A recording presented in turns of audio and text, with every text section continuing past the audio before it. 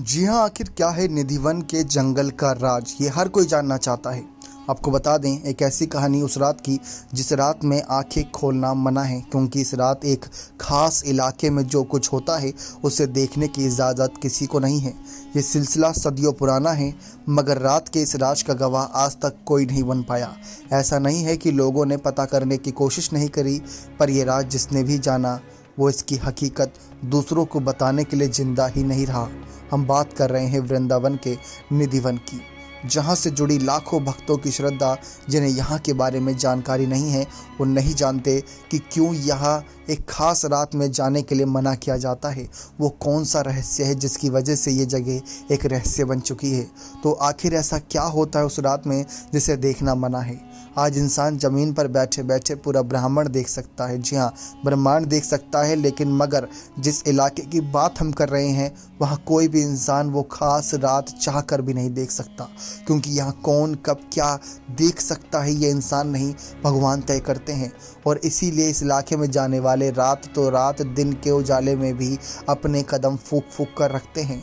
इंसानी जहन या इंसानी यकीन को तो डगमगाया जा सकता है, उसे मजबूर किया जा सकता है किसी दास्तान पर यकीन करने के लिए, मगर जानवरों पर किसी का बस नहीं चलता, तो वही करते हैं जो उन्हें करना होता है। फिर आखिर क्या है वजह? इस इलाके के तमाम जानवर भी शाम होते होते अपना ठिकाना बदल लेते हैं। जानकार मानते हैं कि इस जंगल में भगवान कृष्ण का वास है, इसीलिए हर कोई यहाँ की मिट्टी को सर माथे लगाना चाहता है। ये वो जगह है जहाँ आकर विज्ञान भी रुक जाता है। बचती है तो सिर्फ भक्ति और श्रद्धा। इसमें सरोवर होकर कान्हा के भक्त खो जाना चाहते हैं। निधिवन के नाम से पहचानी जाने वाली इस जगह को लेकर कई ऐसी मान्यताएं हैं जिन पर विश्वास करना कठिन है। आपको बता दें, निधिवन के बारे में कुछ यहाँ पर रोचक बातें भी हैं। निधिवन में मौजूद पंडित और महंत बताते हैं कि हर रात भगवान श्री कृष्ण के कक्ष में उनका बिस्तर सजाया जाता है, दातून और पानी का लोटा रखा जाता है। जब सुबह मंगला आरती के लिए पंडित उस कक्ष को खोलते हैं तो लोटे का पानी खाली, दातून गीली, पान खाया हुआ और कमरे का सामान बिखरा हुआ मिलता है। पौराणिक मान्यता है कि निधिवन बंद होने के बाद भी यदि कोई छिपकर रासलीला देखने की कोशिश करता है तो वह पागल हो जाता है। मंदिर के महंत और आसपास के लोग इससे जुड़े कई किस्से सुनाते हैं। वे दावा करते हैं कि वहाँ मौजूद पशु पक्षी भी शाम होते ही वन छोड़ देते हैं। निधिवन में मौजूद पेड़ भी अपनी तरह के बेहद खास हैं।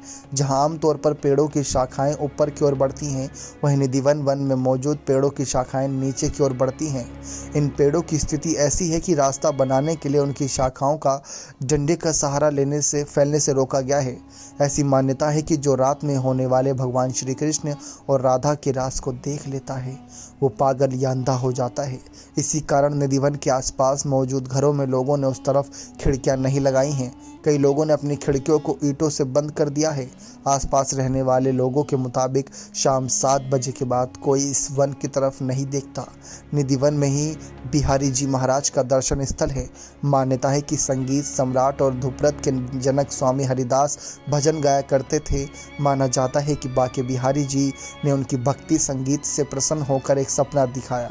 सपने में कहा कि मैं तुम्हारी साधना स्थल में ही विशाखा कुंड के पास जमीन में छुपा हूँ। सपने के बाद हरिदास जी ने अपने शिष्यों की मदद से बिहारी जी को निकलवाया और मंदिर की स्थापना की थी। उम्मीद करते हैं जानकारी पसंद आई होगी। बहुत बहुत धन्यवाद।